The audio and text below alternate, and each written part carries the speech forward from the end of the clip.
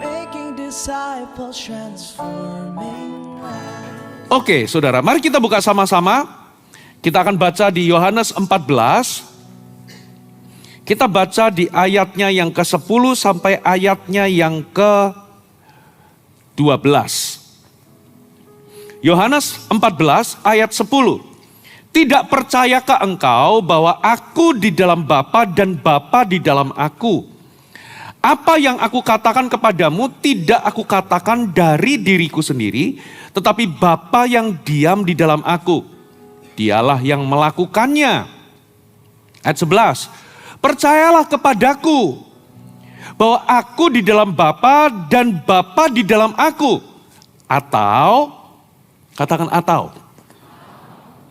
Setidak-tidaknya kalau engkau gak percaya sama penjelasanku tadi, bahwa aku di dalam Bapa dan Bapa di dalam aku, percayalah karena pekerjaan-pekerjaan itu sendiri. Aku berkata kepadamu, sesungguhnya barang siapa percaya kepadaku, ia akan melakukan juga pekerjaan-pekerjaan yang aku lakukan. Bahkan pekerjaan-pekerjaan yang lebih besar daripada itu, sebab aku pergi kepada Bapa. Saudara, DNA dari orang percaya itu adalah perkara-perkara supranatural.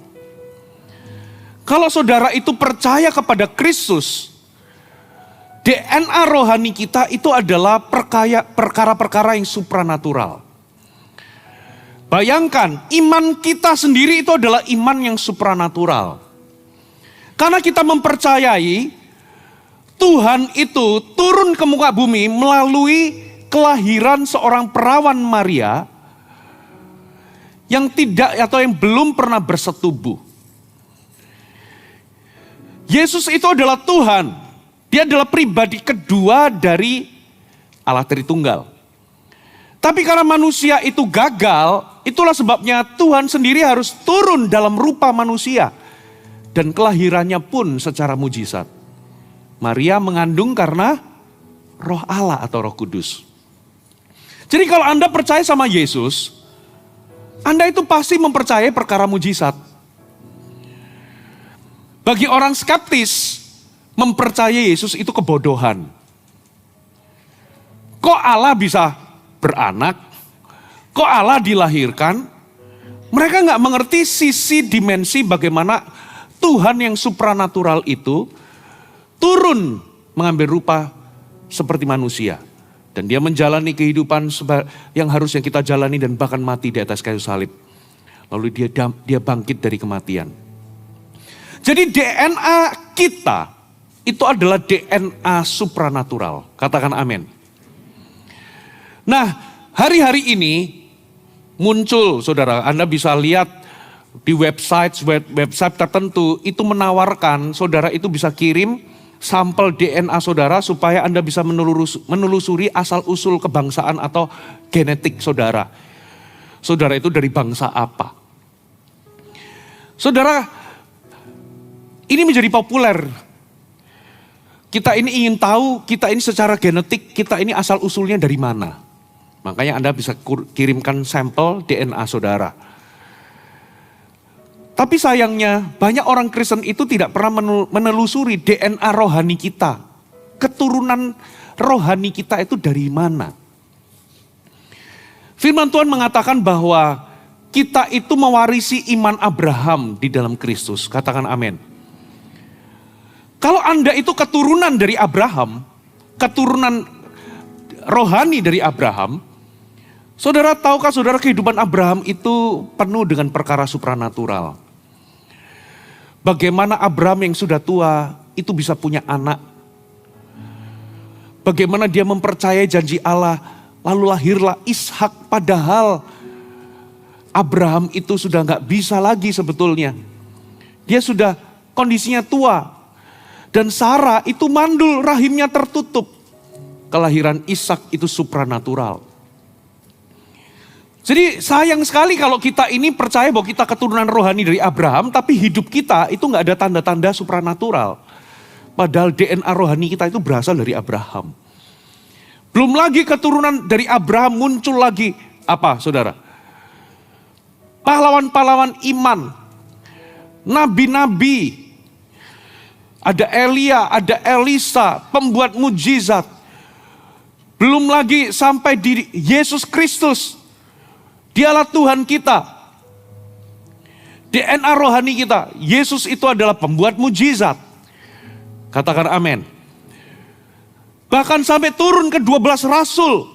Rasul-rasul itu bapak-bapak gereja kita. Itu adalah leluhur rohani kita. Ya, bapak gereja kita semuanya para rasul itu bergerak dalam tanda-tanda mujizat. Berarti ada sesuatu yang salah kalau kekristenan kita itu tidak bergerak dalam perkara-perkara supranatural. Dunia ini mendambakan perkara supranatural. Sayangnya ketika orang melihat kepada dunia, mereka melihat berbagai atraksi aktivitas supranatural melalui kuasa gelap. Sementara kalau mereka ke gereja, mereka hanya dapati liturgi agamawi yang kosong yang tidak ada kuasa. Itulah sebabnya kenapa dunia mengejek dan memalingkan mukanya terhadap gereja. Karena gereja tidak ubahnya hanyalah sebuah kumpulan organisasi yang hanya mengandalkan kuasa manusia, kuasa intelektual, kuasa organisasi, kuasa denominasi. Tapi ketika mereka masuk di dalamnya, sama sekali nggak ada pernyataan kuasa Allah. Tidak boleh GMS seperti itu, katakan amin. GMS kalau kita berkumpul, harus ada kehadiran Tuhan yang nyata di tengah kita. Harus ada pekerjaan-pekerjaan Tuhan dinyatakan di tengah-tengah kita. Katakan amin. Harus ada perkara-perkara supranatural terjadi di tengah kita. Itulah sebabnya saya katakan, saudara, kita ini punya DNA rohani. DNA rohani kita adalah perkara-perkara supranatural. Saya bisa katakan, jangan jadi orang Kristen kalau Anda nggak percaya sama mujizat. Karena iman kekristenan kita itu adalah iman yang supranatural. Katakan amin. Hari ini kita akan belajar dari Petrus. Petrus ini adalah seseorang yang pertama kali yang menyebut, yang percaya bahwa engkau adalah Mesias. Makanya Tuhan berkata, di atas batu karang ini. Karena Petrus artinya batu karang. Makanya gereja itu didirikan di atas batu karang. Batu karangnya itu bukan Petrus. Tapi batu karang yaitu pernyataan Yesus bahwa perkataan Petrus bahwa Yesus adalah Mesias. Aku akan mendirikan gerejaku. Dan alam maut tidak dapat menguasainya. Jadi Petrus itu adalah bapak gereja kita. Karena melalui pengakuan Petrus, gereja itu didirikan. Gereja itu lahir ketika kita mengakui Yesus adalah Tuhan. Katakan amin. Kalau gereja nggak mengakui Yesus adalah Tuhan, itu bukan gereja. Petrus itu mengakui, engkaulah Mesias. Makanya Yesus berkata, di atas batu karang ini pengakuanmu, hai Petrus, bahwa Yesus adalah Tuhan. Gerejaku berdiri dan alam maut tidak dapat menguasainya. Kita nggak boleh goyah iman kita. Gereja itu lahir karena pengakuan Yesus adalah Tuhan. Katakan amin. Di luar itu, fondasimu hancur. Jangan pernah digeser sama keyakinan bahwa Yesus itu bukan Tuhan. Yesus adalah Tuhan. Dan kalau kita hari ini, Bapak gereja itu Petrus mengakui Yesus adalah Tuhan, kita perlu belajar dari Petrus. Petrus itu hidupnya, DNA rohaninya, Anda bisa tahu. Siapakah Petrus? Petrus adalah seseorang yang berkhotbah 3.000 orang bertobat. Di dalam Kisah Rasul 2, ada seseorang yang lumpuh sejak lahir. Dia berkata, emas dan perak aku gak punya, tapi apa yang aku punya, yaitu iman percaya kepada nama Yesus. Bangunlah, berjalanlah. Lalu apalagi di Kisah Rasul pasal 5. Petrus itu menghukum Ananias dan Safira. Kematian Ananias dan Safira itu adalah tanda. Sebuah tanda heran. Memang negatif, mati. Di Kisah Rasul 5 itu juga ada seorang bernama Eneas yang lumpuh. Bangkit berjalan.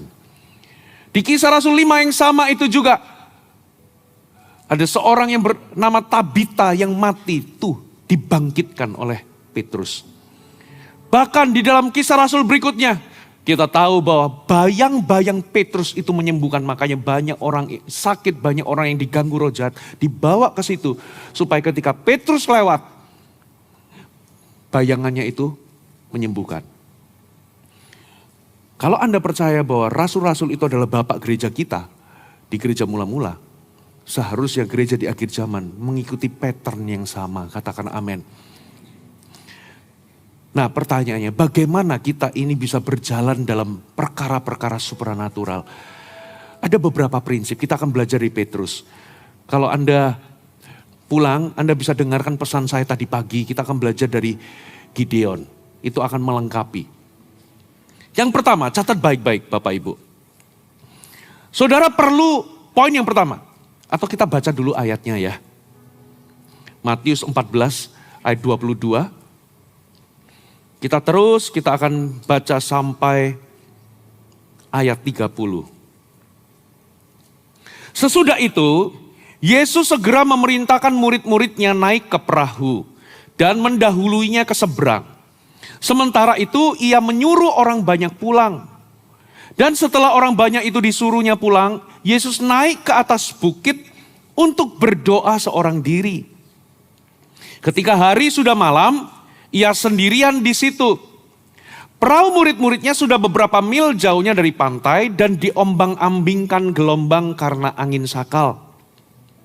Kira-kira jam 3 malam, datanglah Yesus kepada mereka berjalan di atas air. Dan ingatlah, airnya itu bukan tenang, tapi lagi bergelombang, ombak besar.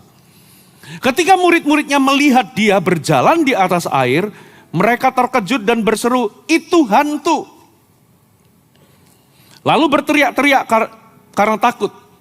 Tetapi Yesus berkata kepada mereka, "Tenanglah, aku ini, jangan takut." Perhatikan ayat yang ke-28. Lalu Petrus berseru dan menjawab dia, "Tuhan, apabila Engkau itu, suruhlah aku datang kepadamu berjalan," apa saudara? Di atas air. Saudara, poin pertama, catat baik-baik. Bagaimana Anda bisa berjalan dalam perkara supranatural? Anda perlu mendambakan perkara-perkara supranatural. Anda perlu mengembangkan selera untuk perkara-perkara supranatural. Saudara, siapakah Petrus? Petrus itu hidupnya itu banyak diungkap di dalam cerita-cerita Alkitab. Petrus itu pernah dianggap kurang ajar karena menolak Yesus mencuci kakinya. Tapi sebetulnya dia melakukannya karena dia menghormati Yesus. Dia juga pernah memotong telinga dari seseorang. Ya, makanya dia diingat sebagai orang yang pernah memotong. Tapi sebetulnya dia lakukan itu karena dia membela Yesus. Gak ada satupun yang membela Yesus waktu itu. Dia dianggap kurang setia karena pernah menyangkal Yesus. Tapi yang lain itu juga berhamburan lari. Lalu di dalam banyak khotbah-khotbah kita menghukum Petrus karena apa? Petrus itu gagal jalan di atas air, tenggelam.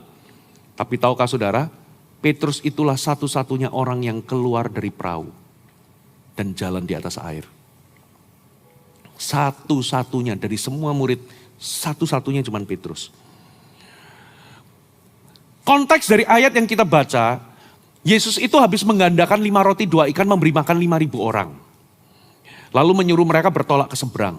Singkat cerita, ternyata perahunya itu terhambat, berjam-jam terkatung-katung karena angin sakal, dan angin sakal itu menyebabkan gelombang yang besar yang membahayakan murid-murid. Saya pernah menyelidiki, harusnya itu perjalanan cuma 1 jam, 2 jam.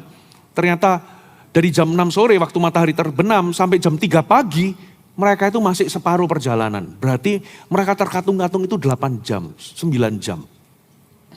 Harusnya 1 jam nyampe, tapi mereka nggak nyampe-nyampe karena angin sakal. Dan itu membahayakan. Lalu Yesus memutuskan jam 3 pagi itu jalan di atas ombak. Ketika Yesus jalan di atas ombak, murid-muridnya terkejut ketakutan menyangka bahwa dia adalah hantu. Saudara, nanti saya jelaskan kenapa kok mereka menyangka itu hantu, nanti di poin kedua. Nah, singkat cerita Yesus berkata menenangkan mereka, tenanglah ini aku, jangan takut.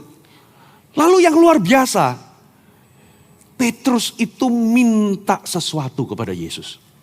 Katakan minta. Apa yang dia minta? Petrus minta tanda. Katakan minta tanda. Yesus, kalau memang benar itu engkau dan bukan hantu, berikan aku perintah untuk aku masuk jam-in, ikut jalan bersama dengan engkau di atas air. Ayat ini, cerita ini sudah melegenda ya. Cerita tentang Petrus jalan di atas air itu sudah dikhotbahkan di mana-mana. Kita semua tahu tentang kisah ini. Tapi tahukah saudara, Petrus jalan di atas air itu tidak dimulai ketika Yesus memerintahkan Petrus untuk jalan di atas air. No. Tapi ayat terkenal ini dimulai justru ketika Petrus minta kepada Yesus untuk dia jalan di atas air. Dengan kata lain, Petrus itu ngomong gini sama Yesus. Yesus, karena engkau melakukan perkara-perkara supranatural, aku juga ingin melakukan perkara yang supranatural. Panggil aku ya Tuhan, untuk jalan di atas air bersamamu kalau memang benar itu engkau. Saudara, ini pernyataan yang berani, saudara. Ini pernyataan yang luar biasa menurut saya. Coba bayangkan, apa yang terjadi dengan kita semua. Seluruh jemaat, gereja kita, GMS. Kalau kita semua mengatakan, Tuhan, karena engkau adalah Tuhan yang supranatural, panggil aku, berikan aku perintah untuk aku melakukan hal yang sama. Kira-kira apa yang Yesus bisa lakukan melalui kita? Coba bayangkan kalau semua jemaat GMS minta seperti yang Petrus minta. Tuhan, karena engkau adalah Tuhan yang supranatural, Tuhan panggil aku untuk aku melakukan hal yang sama. Guess what happened? Apa yang terjadi dengan gereja kita? Pasti banyak kesaksian perkara heran terjadi di tengah kita. Katakan amin. Makanya orang percaya itu punya DNA rohani. DNA rohani kita. Karena kita ini adalah anak-anak Allah. Kita ini seharusnya punya selera dan mengembangkan selera untuk perkara supranatural. Kita harus lapar akan hal-hal ini. Karena kalau kita ini lapar akan perkara-perkara supranatural, maka pikiran kita, perasaan kita, hati kita, kita akan tujukan untuk kita ini bisa melihat buah semakin banyak. Katakan buah. Kita ini akan secara konsisten mengejar perkara-perkara mustahil supaya Tuhan dimuliakan. Bapak Ibu, kita nggak akan menjadi gereja yang skeptis terhadap perkara supranatural. Yang isinya itu nggak percaya melulu. No. Nah, masalahnya begini, Bapak Ibu. Kadangkala gereja sama Tuhan, sama Yesus itu nggak sinkron. Kita itu percaya bahwa Yesus adalah kepala dan gereja adalah tubuhnya. Nah, kepala itu di dalam pelayanannya di muka bumi. Apa pelayanan kepala? Pelayanan Yesus, pekerjaan Yesus di muka bumi itu apa? Coba kita baca ya sama-sama ya. Kita baca sama-sama di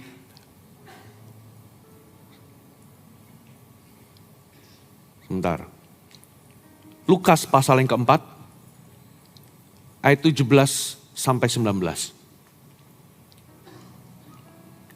Kepadanya diberikan kitab Nabi Yesaya. Dan setelah dibukanya ia menemukan nas di mana ada tertulis, Roh Tuhan Allah ada padaku. Oleh sebab ia mengurapi aku. Untuk apa? Menyampaikan kabar baik. Yesus itu pekerjaan memberitakan Injil, kerajaan.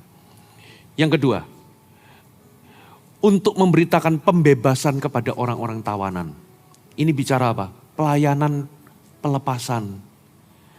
Yesus itu kemanapun Yesus pergi bukan hanya beritakan Injil, tapi dia usir setan, bebaskan orang-orang yang ditawan sama kuasa gelap. Dan penglihatan bagi orang-orang buta, ini bicara soal mujizat kesembuhan. Bukan hanya orang buta yang Yesus celikan, orang tuli, orang bisu, orang yang nenek yang bongkok, lurus kembali, tangan yang mati sebelah, asumsi saya itu pasti sakit stroke. Orang yang lumpuh berjalan, bahkan yang mati dibangkitkan. Untuk membebaskan orang-orang yang tertindas. Orang yang tertindas itu orang yang diperlakukan tidak adil, diperlakukan sewenang-wenang. Orang yang tertindas itu orang yang terluka batinnya. Emosinya terluka, ia dilukai. Pelayanan Yesus itu menyembuhkan orang-orang yang terluka emosionalnya. Ini namanya kesembuhan batin. Yang terakhir, memberitakan tahun rahmat Tuhan telah datang. Tahun rahmat Tuhan telah datang itu bicara soal kemenangan. Berarti ini Yesus itu memimpin, membimbing, menuntun orang kepada kemenangan. Inilah pekerjaan membimbing orang, memuridkan orang. Katakan amin. Nah itu adalah pekerjaan Yesus, Bapak Ibu. Nah kalau kepala itu bekerjanya demikian, makanya dikatakan di ayat yang tadi kita baca, bagaimana cara Yesus menjelaskan tentang Bapa. Tujuan Yesus datang ke muka bumi ini adalah memperkenalkan Bapa. Maka Yesus berkata, nggak ada seorang pun dapat datang kepada Bapa, kecuali melalui aku. Bagaimana cara Yesus memperkenalkan Bapa? Yang pertama melalui pemberitaan. Ayat yang pertama kita baca tadi dikatakan apa? Percayalah kepadaku bahwa aku di dalam Bapa, Bapa di dalam aku. Percayalah bahwa aku di dalam Bapa dan Bapa di dalam aku. Aku dan Bapa adalah satu. Melalui pemberitaan. Tapi dikatakan atau setidak-tidaknya kalau engkau masih nggak percaya, percayalah kepada pekerjaan-pekerjaan itu. Pekerjaan itu apa? Pekerjaan demonstrasi kuasa mujizat. Yohanes Pembaptis awalnya tahu bahwa Yesus itu Mesias. Yohanes sendiri melihat ada merpati, roh Allah dalam bentuk merpati turun ke atas kepalanya dan mendengar suara dari sorga, inilah anakku yang kukasihi. Tapi waktu Yohanes Pembaptis di penjara, dia ada dalam titik terendah, dia ragu-ragu, dia kirim murid-muridnya. Tanya, engkaukah yang akan datang itu, hai Yesus? Lalu Yesus cuma jawab begini, sampaikan kepada Yohanes Pembaptis.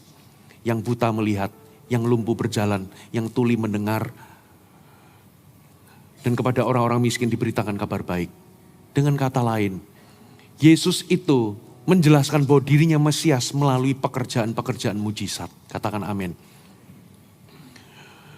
Lalu apa firman selanjutnya? Yesus jawab begini di Yohanes 10, sesungguhnya barang siapa yang percaya kepadaku, ia akan melakukan juga pekerjaan-pekerjaan yang aku lakukan. Dan bahkan pekerjaan yang lebih besar. Nah problemnya, antara kepala dan tubuh kadang gak sinkron. Yesus itu melakukan pekerjaan mujizat, tapi tubuhnya yang masih tertinggal di muka bumi, Yesus kan sudah naik ke sorga. Siapa yang melanjutkan pekerjaan Yesus? Tubuhnya. Katakan amin. Gerejanya. Tapi sayangnya gerejanya malah anti mujizat. Gerejanya malah dipenuhi ketidakpercayaan. Gerejanya tidak mendemonstrasikan. Nggak ada, kalau ada orang terikat, setan nggak diusir. Tidak ada mujizat kesembuhan. Nggak ada orang-orang yang dijamah untuk kesembuhan batin. Itulah sebabnya kadangkala orang datang di gereja, yang mereka lihat hanyalah agama yang kosong tanpa kuasa. Jadi gak sinkron, Tuhan penuh kuasa tapi gerejanya lemah. Gak ada tanda-tanda kesaksian Tuhan bekerja di tengah mereka. Kita gak boleh begitu, katakan amin. GMS tidak boleh begitu. Tuhan memanggil kita untuk melakukan pekerjaan yang sama. Tapi itu dimulai dengan apa? Saudara harus mengembangkan selera. Saudara harus mendambakan perkara-perkara supranatural. Sampai di titik Anda meminta seperti yang Petrus minta. Petrus berkata, Tuhan, kalau memang Engkau adalah Yesus, karena Engkau jalan di atas air, suruh aku melakukan hal yang sama. Aku juga mau jump in dalam perkara supranatural. Katakan amin. Makanya Bapak Ibu, di ayat selanjutnya dikatakan apa di Yohanes 10 tadi? Coba kita baca, kita kembali ke Yohanes 10. Kita baca di ayat yang selanjutnya. Kita ulang ya, ayat 12 sampai ayat 14. Kita ulang lagi di ayat 12-nya. Aku berkata kepadamu, sesungguhnya barang siapa percaya kepadaku, ia akan melakukan juga pekerjaan-pekerjaan yang aku lakukan. Bahkan pekerjaan-pekerjaan yang lebih besar daripada itu. Sebab aku pergi kepada Bapa. Dan apa juga yang kamu minta dalam namaku, aku akan melakukannya supaya Bapa dipermuliakan. Nah, apa juga yang kamu minta di sini? Nggak boleh dicomot dari konteksnya. Apa juga yang kamu minta, ini berhubungan dengan ayat-ayat sebelumnya. Yaitu tentang pekerjaan-pekerjaan Bapa. Katakan amin. Ini nggak bisa lepas dari ayat sebelumnya, yaitu orang percaya akan melakukan pekerjaan yang aku lakukan. Makanya, mintalah kata Yesus, supaya Bapa dipermuliakan. Jika kamu meminta sesuatu kepadaku dalam namaku, aku akan melakukan. Konteksnya apa? Bukan begini Tuhan, aku minta mobil BMW dalam nama Yesus. Itu belum tentu. Syukur kalau Tuhan kabulkan ya syukur, puji Tuhan. Tapi belum tentu dikabulkan. Ini konteksnya adalah Anda melakukan pekerjaan Yesus. Orang yang percaya kepadaku akan melakukan pekerjaan-pekerjaan yang aku lakukan. Makanya mintalah dalam namaku, aku akan melakukannya bagimu. Dalam konteks Anda melakukan pekerjaan Bapa. Makanya ayat ini gak boleh dicomot, oh apa saja yang aku minta ya. Apapun. Kalau begitu bagi orang yang hatinya jahat, aku minta istri 2 boleh gak Tuhan dalam nama Tuhan Yesus? No, ini konteksnya melakukan pekerjaan-pekerjaan yang Yesus lakukan. Katakan amin. Tuhan perintahkan, mintalah. Nah makanya Anda harus kembangkan selera perkara supranatural. Minta seperti yang Petrus minta. Tuhan, karena Engkau melakukan, Engkau jalan di atas air. Aku minta, panggil aku Tuhan. Untuk aku ikut jalan di atas air seperti Engkau. Katakan amin. Jadi, saya challenge Anda, berani gak Anda minta? Minta apa? Yang pertama, berikan aku urapan untuk bisa memberitakan Injil, seperti Engkau Yesus. Yang kedua, aku minta ya Tuhan dalam hidupku, aku ini punya pengalaman untuk bisa melayani orang-orang yang terikat kuasa gelap, dan aku usir setan. Anda harus dambakan itu, katakan amin. Jangan jadi orang Kristen ke toilet aja gak berani karena gelap. No saudara. Saudara itu anak terang. Kalau terang datang, yang gelap harus menyingkir. Yang ketiga, Markus 16 katakan, tanda-tanda ini menyertai orang yang percaya, mereka akan usir setan dalam namaku. Mereka akan berbicara bahasa yang baru. Kepenuhan Roh Kudus, Tuhan aku minta melalui pelayananku ada orang-orang kepenuhan Roh Kudus dengan tanda berbahasa lidah. Minta saudara. Kalau aku, minum racun maut, aku gak celaka. Itu bukan berarti Anda minum Baygon lalu Anda tes. Bukan. Pada zaman itu, ketika rasul-rasul memberitakan Injil hamba-hamba Tuhan, mereka itu alami pertentangan. Salah satunya adalah mereka itu terancam dibunuh melalui racun. Nah, di situ Tuhan itu tanda-tandanya menyertai. Kalau engkau melakukan pekerjaan Kristus, Tuhan itu juga bisa memberikanmu perlindungan supranatural. Yang keempat, apabila engkau letakkan tanganmu ke atas orang sakit, orang itu akan sembuh. Berani gak Anda minta? Kalau Yesus menyembuhkan orang sakit, aku sebagai orang Kristen hidup cuma sekali. Memang aku bukan pendeta, aku bukan penginjil. Tapi setiap orang yang percaya, Alkitab katakan melakukan pekerjaan-pekerjaan yang Yesus lakukan. Tuhan, aku mau ya Tuhan dalam hidupku. Aku doakan orang sakit dan mujizat terjadi. Nah itu bermula ketika Anda mengembangkan selera. Katakan amin. Kembangkan selera. Saya waktu pertama kali lahir baru, saya kejar itu saudara. Tuhan aku mau usir setan ya Tuhan. Siapa yang kepengen punya pengalaman ini? Angkat tangan.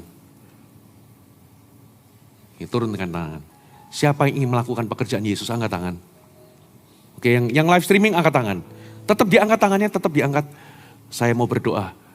Tuhan, hamba berdoa yang angkat tangan di dalam nama Yesus. Pertemukan dengan orang-orang kerasukan, orang-orang yang diikat roh jahat. Di dalam nama Yesus pakai mereka untuk mengusir setan. Nanti kalau ketemu sama orang yang butuh dilayani kelepasan, jangan cari pendeta. Layani. Katakan amin. Anda perlu mendambakan dulu. Minta seperti yang Petrus minta. Kisah Rasul pasal yang keempat. Kisah Rasul pasal yang keempat. Ayat 29 sampai 30. Apa yang dilakukan oleh gereja mula-mula ketika mereka dianiaya?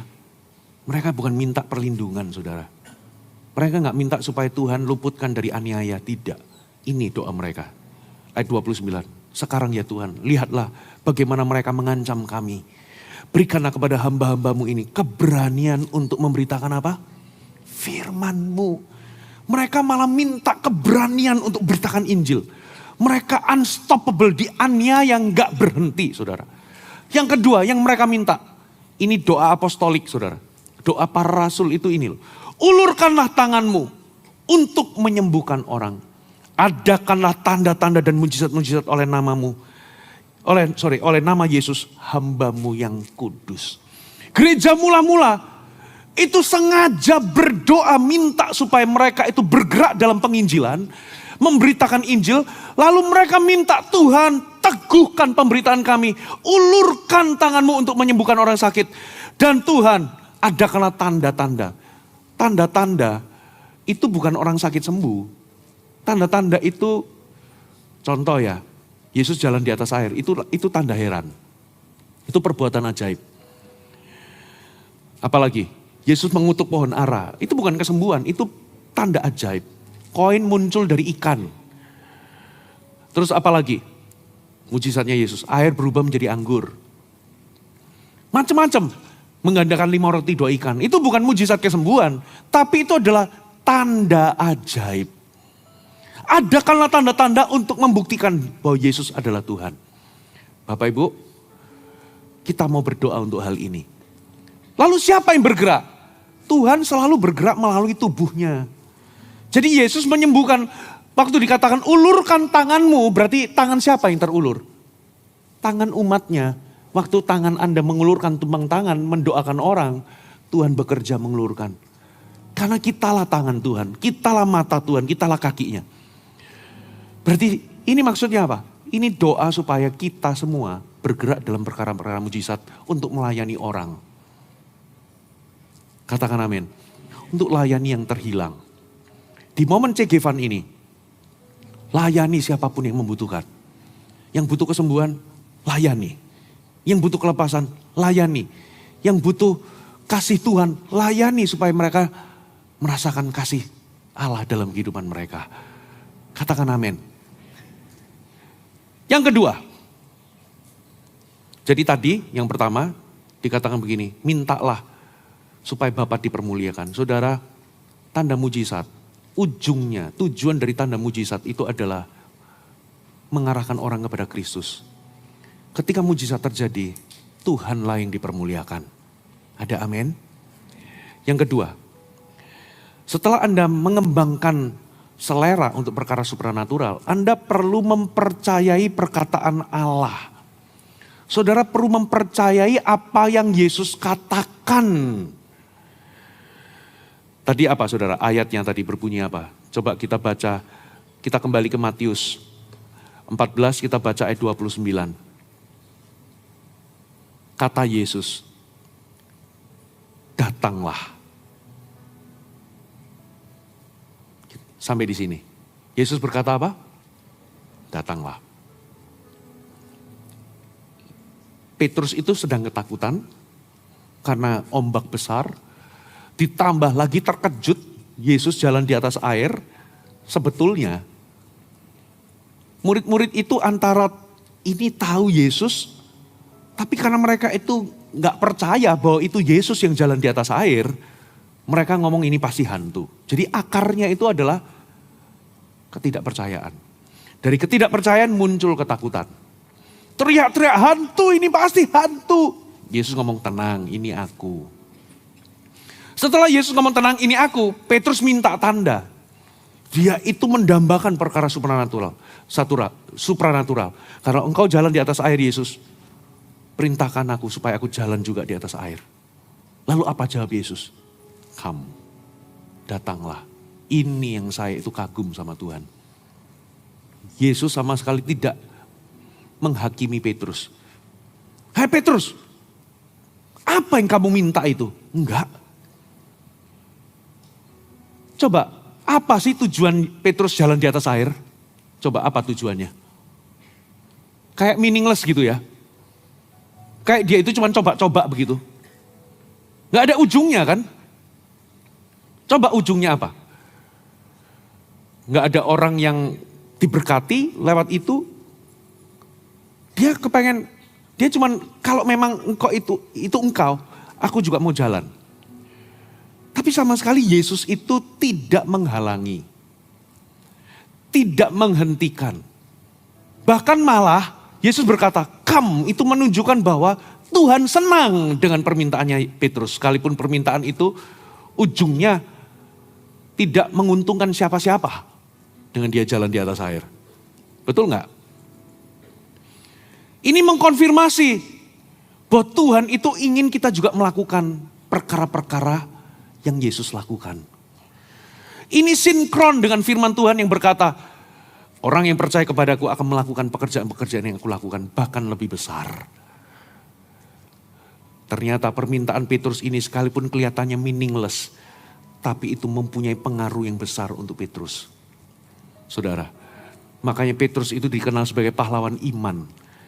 Banyak tanda-tanda heran, mujizat-mujizat dilakukan melalui satu orang ini. Karena apa? Karena dia tahu, dia mengembangkan perkara supranatural. Yang kedua, dia percaya sama perkataan Yesus. Yesus berkata, datanglah. Apa yang membuat Anda itu tidak bergerak dalam dimensi ini? Sederhana. Karena kita seringkali tidak mempercayai perkataan Tuhan. Kalau saudara percaya, saya mau tanya. Firman yang tadi dikatakan, orang yang percaya kepadanya akan melakukan pekerjaan-pekerjaan yang kulakukan. Tapi kenyataannya kenapa beberapa orang seumur hidup gak pernah usir setan, gak pernah lihat doakan orang ngalami kesembuhan. Sumbernya cuma satu. Karena sebetulnya kita ini tidak benar-benar mempercayainya. Kita percaya bahwa Tuhan bisa melakukan mujizat. Kita percaya Tuhan bisa pakai seseorang. Tapi yang pasti bukan aku.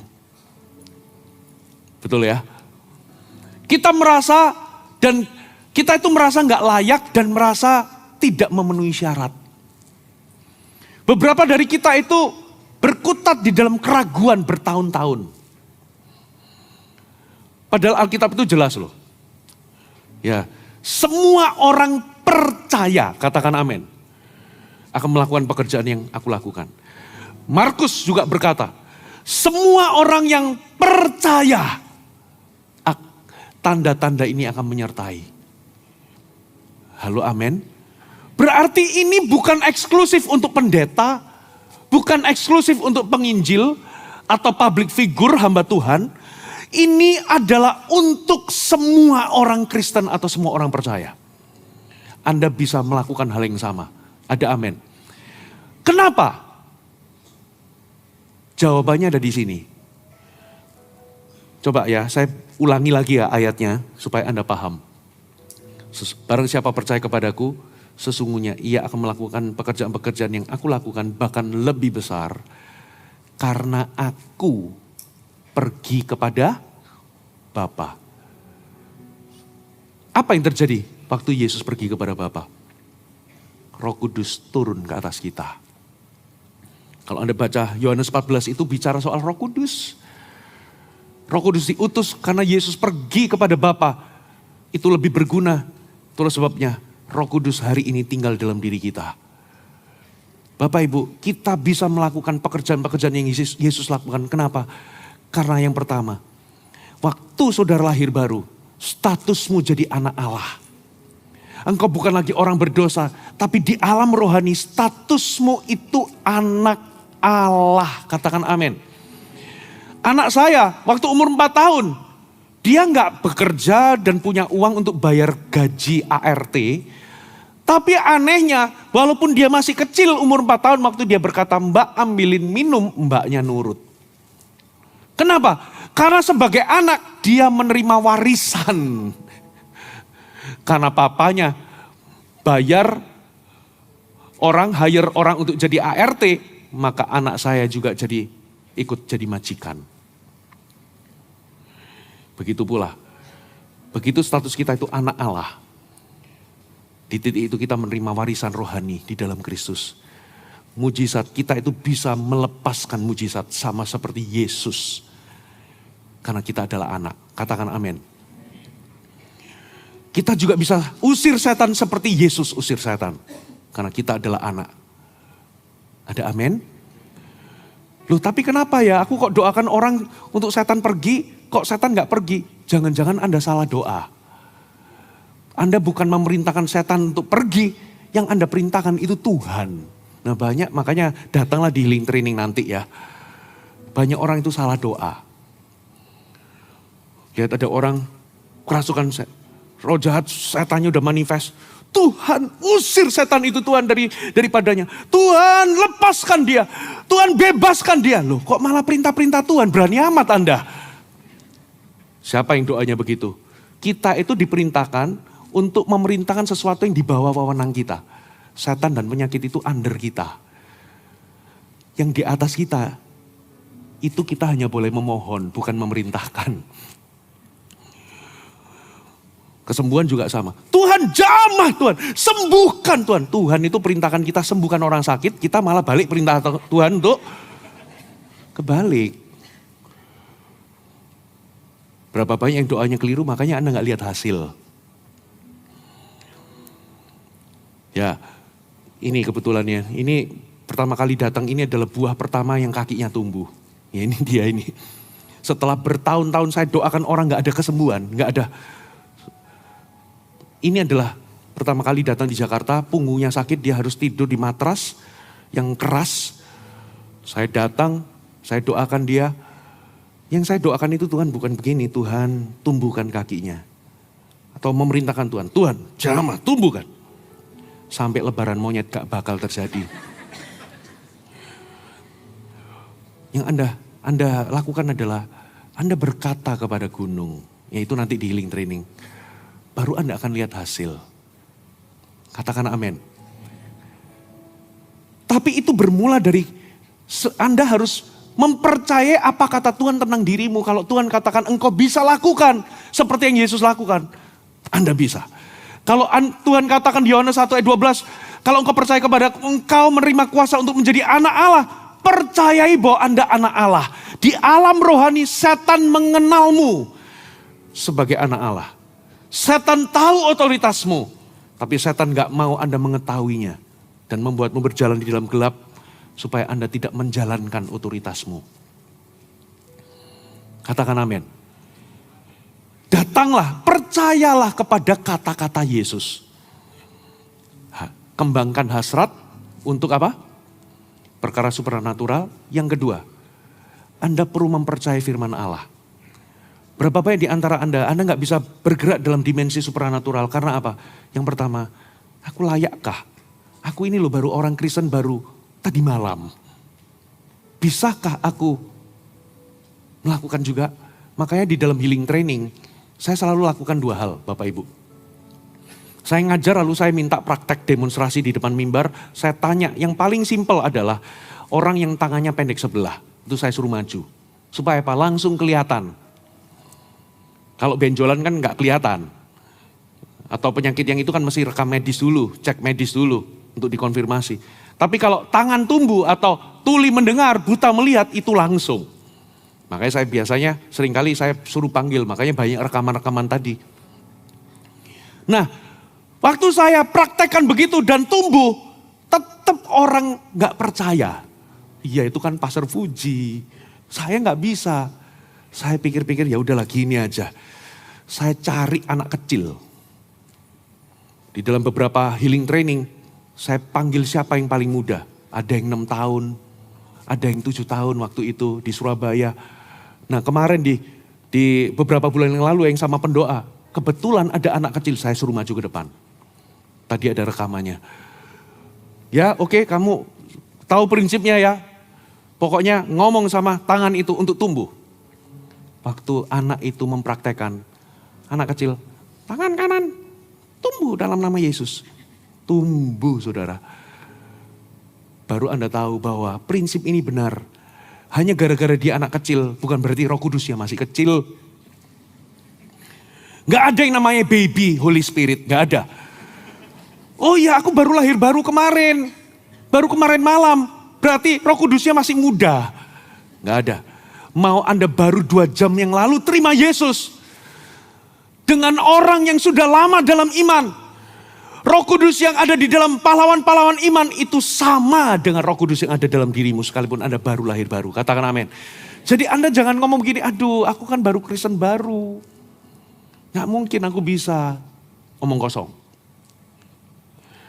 Aku belum matang secara rohani. Saudara, ini gak ada hubungannya dengan kematangan rohani. Anda mungkin kaget.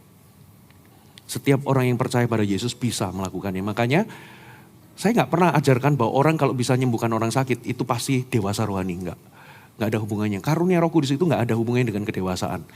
Kalau kedewasaan itu hubungannya dengan karakter, dengan sikap pertumbuhan rohanimu. Katakan amin.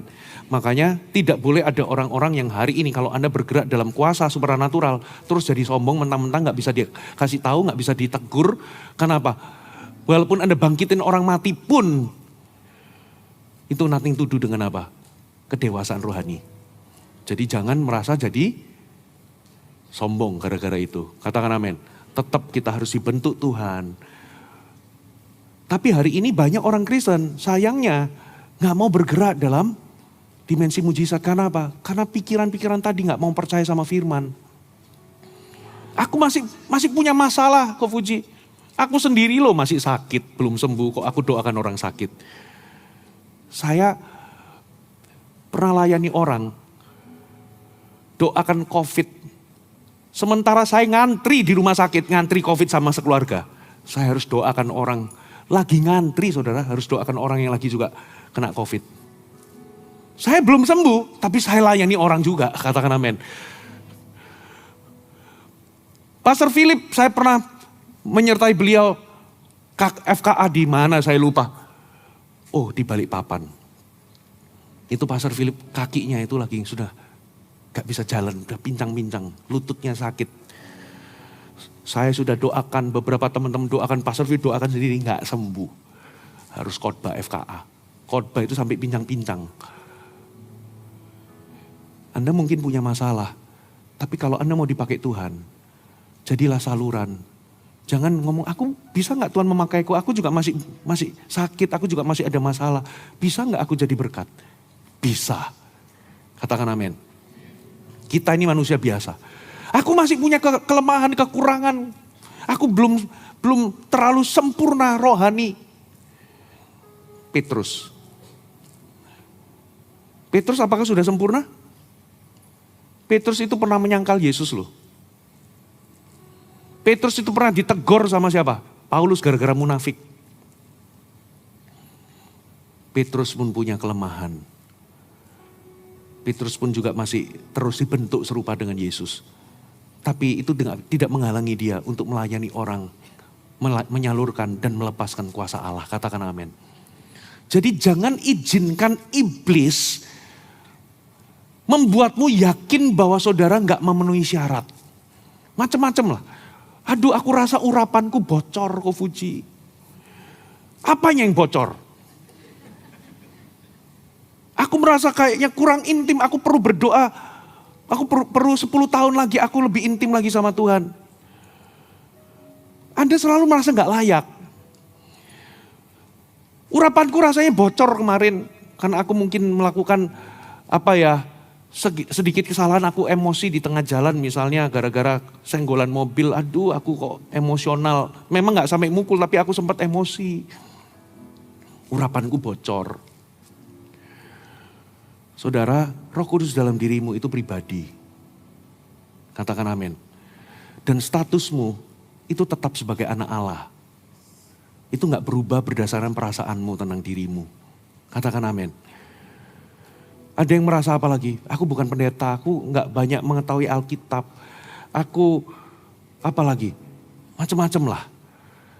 Aku ini bukan orang yang fasih bicara. Aku ini begini begitu. Saudara, itu adalah cara iblis untuk mendiskualifikasi Anda untuk bisa melayani orang lain dalam perkara-perkara mujizat. Hari ini bangkit, katakan amin. Saya juga bukan orang sempurna. Saya sampai hari ini masih dibentuk sama Tuhan. Memang saya akui. Nah, poin ketiga, saya masuk ke poin ketiga. Waduh, waktu saya hampir habis. Ya, yang ketiga, keluar dari zona aman ke zona iman. Apa kata firman Tuhan? Coba kita baca ya. Ayat 29, kata Yesus, datanglah. Maka Petrus turun dari perahu dan berjalan di atas air. Mendapatkan siapa? Yesus. Katakan turun dari perahu itu lingkari. Oh, turun dari perahu. Itu menakutkan, saudara. Teman-temannya ngomong, kami membutuhkanmu di sini. Supaya ini kapal ini enggak ini, kok kamu malah turun dari air. Kamu konyol, itu mustahil. Pasti ada orang-orang sekitarnya yang mendemotivasi dia. Itu, ya sekarang lagi viral. Gak bahaya ta? Turun dari perahu. Ini kalau logat Surabaya itu pas. Gak berbahaya kah? Kamu turun dari perahu. Udahlah, permintaanmu itu konyol. Saudara dengar baik-baik. Kalau Anda mau bergerak dalam dimensi mujizat, Anda harus ambil resiko. Tanpa iman, seseorang tidak mungkin menyenangkan Allah. Itulah sebabnya kalau Tuhan itu melihat ada anak Tuhan, berani ambil resiko melangkah keluar dari perahu karena firman Tuhan mengatakan orang percaya akan melakukan pekerjaan yang Yesus lakukan. Tuhan senang karena kenyataan Anda ambil resiko. Sorga gak jadi nganggur. Karena apa? Lihat ada anak Tuhan berani melangkah dengan iman. Disitulah Anda sedang memberikan kesempatan untuk Tuhan meneguhkan dengan tanda-tanda heran. Untuk Tuhan bekerja dan malaikat jadi sibuk. Katakan resiko. Berarti ada resiko gagal nggak? Ada. Tapi banyak orang itu terlalu takut. Kalau nggak sembuh gimana? Kalau mati gimana? Kalau di mall nawarin orang, saya pernah di mall saudara. Ada orang itu jalannya itu pincangnya itu luar biasa. Saya deketin, boleh nggak saya doakan kaki? Itu mengambil resiko, saya deg-degan. Kalau nggak tumbuh gimana? Konyol kan. Saya angkat begini memang kakinya itu elevasinya panjang banget. Waduh, saya cukup deg-degan nih. Ya itu di mall itu loh. Aduh saya lupa itu. Mall sebelah kita ini apa? Nah satu lagi yang sana. Apa? Ya Citraland, lurus lagi. Saya lupa. Season City. Di situ. Saya diundang khotbah, ada sebuah gereja di situ. Waktu datang ke situ, saya nggak ngerti pintu masuknya di mana. Lalu saya datang ke satpam, satpamnya melayani orang, saya nggak dianggap. Lalu saya lihat ada orang jalan, ya udahlah saya samperin aja. Pak, tahu nggak ada gereja ini di sini? Kebetulan dia jemaat di situ. Waktu jalan dia jalannya begini. Ternyata kakinya itu elevasinya timpang. Saya sampai di situ, Pak, boleh nggak saya doakan? Waduh, deg-degan saudara. Ini jemaatnya orang pula. Saya doakan di sebuah ruangan, saya doakan dia mungkin sudah pasrah gitu aja, ini apa ini pendeta ini. Gitu. Saya doakan, nggak tumbuh saudara. Saya terus doakan beberapa saat, 3 menit nggak tumbuh. 3 menit itu lama saudara. Saya sudah mulai keringatan ini. Saya katakan, iman itu mengandung resiko. Resikonya apa? Ya resikonya nggak tumbuh. Anda doakan orang, resikonya nggak sembuh. Tapi puji Tuhan, Tuhan itu senang sama orang yang ngambil resiko. Tiba-tiba saya bunyi tak, tak, tak, dia tumbuh langsung, bapak itu menangis. Udah, begitu tumbuh langsung. Terus Pastor Fuji, pernah nggak gagal dalam melayani orang? Saya mau tanya, Petrus gagal nggak? Tenggelam loh. Saya jadikan kegagalan itu adalah uang sekolah bagi saya. Saya mau akui, tidak semua orang yang saya doakan sembuh. Beberapa orang meninggal. Nggak semua orang yang saya doakan sembuh, termasuk yang paling biasa saya lakukan, tangan tumbuh, kaki tumbuh. Saya di healing training, selalu demonstrasi, selalu terjadi mujizat. Pas saya dipanggil sama Pastor Philip, khotbah tandem sama beliau di pusat. Waktu itu mau ada KKR, saya dikasih waktu 15 menit untuk ngomong tentang kesembuhan. Saya pikir 15 menit sulit untuk khotbah. Saya langsung aja panggil. Siapa yang tangannya pendek sebelah? Itu ribuan orang. Maju ke depan, maju. Dengan confidence saya doakan, tumbuh dalam nama Yesus. Nggak tumbuh saudara. Aduh Tuhan, kok pas ribuan orang. Nggak tumbuh. Saya juga garuk-garuk kepala. Semua orang yang saya demonstrasi dimanapun selalu terjadi. Ini kali di Surabaya, jemaatnya pas ribuan orang, tidak terjadi. Saya turun, saya tenang aja. Ko Philip ngomong, kamu gak apa-apa ya? Kamu gak apa-apa Ko. Sudah mental, oh kamu memang perlu orang begini. Kamu pasti dipakai Tuhan. Saudara, bagi saya begini loh. Kalau nggak terjadi sesuatu lalu saya hancur, saya down. Nanti satu kali kalau terjadi kesembuhan di depan mata orang, saya pasti curi kemuliaan Tuhan. Saya hebat. Makanya itu bagi saya, itu vitamin.